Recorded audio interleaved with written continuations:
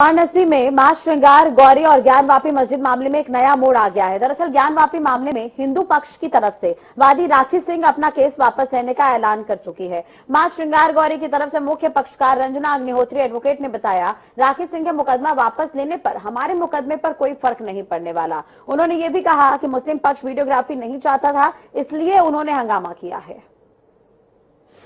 वाराणसी में मां श्रृंगार गौरी और ज्ञानवापी मस्जिद में चल रहे मामले पर एक नया मोड़ आ चुका है।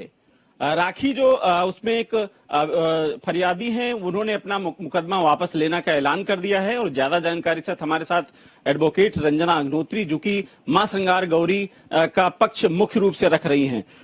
क्या मामला है कि राखी जो मामला जो आ रहा है कि उन्होंने अपना वाद वापस लेने का ऐलान किया है, क्या इस मुकदमे में कोई फर्क पड़ने वाला है? देखिए, हमारा मुकदमा 17 फरवरी 2021 को फाइल किया था।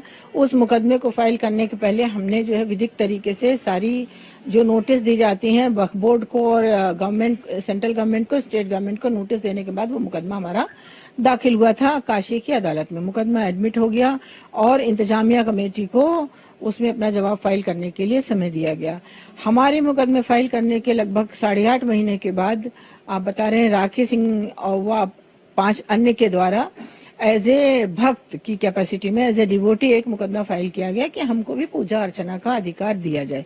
हमारा मुकदमा जो था उसमें माता श्रृंगार गौरी स्वयं पार्टी माता श्रृंगार गौरी द्वारा वादमित रंजना अग्निहोत्री व अन्य व्यक्ति, जिसमें कि जन उद्घोष सेवा संस्थान के कुलदीप तिवारी, शिशिर चतुर्वेदी और नीरज शंकर सक्सेना इत्यादि लोग। इस मुकदमे में वकील हमारे हरिशंकर जैन जी और विष्णु शंकर जैन हैं।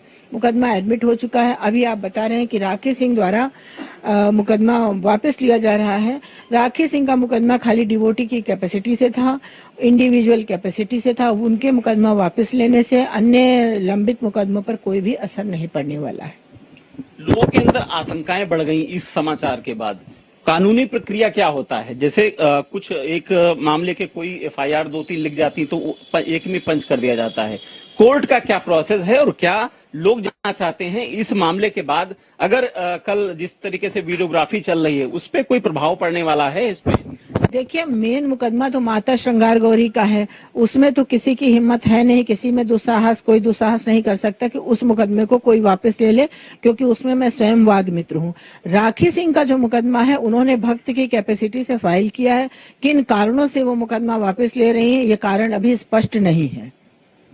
राखी सिंह आपके पास आई थी मुकदमा में शामिल होने के लिए, उन्होंने कहा था कि उस मुकदमे में शामिल कर लीजिए, तो क्या लगता है, क्या वजह रही है कि बीच से रास्ता बदल लिया है, साथ छोड़ दिया है? देखिए, इस मुकदमे को, राखी सिंह वाले मुकदमे को माननीय हरिशंकर जैन जी ने तैयार किया था। उनके पास राखी सिंह गई थी कि मुझे भी भक्त की कैपेसिटी में मुकदमा दायर करने का एक मौका दीजिए। तो जैन साहब ने बड़ी मेहनत से, बड़ी शिद्दत से मुकदमा तैयार किया। अब बीच रास्ते में उनको क्या हो गया, उनकी हो सकता है आस्था बदल गई हो, सनातन से उन्होंने इस्लाम कबूल कर लिया हो, इस कारण वो ऐसा कर रही हो। अभी जो कारण है, स्पष्ट कारण अभी हमारे सामने नहीं आए हैं। कल एक दिन की वीडियोग्राफी बची है, 3 दिन का होना था। अगर इसमें कोई व्यवधान आता है, कोर्ट का कोई पॉइंट अगर फंसता है, अगर वीडियोग्राफी रुकती है, तो अगला किस तरीके से आप उसको आगे बढ़ाएंगे?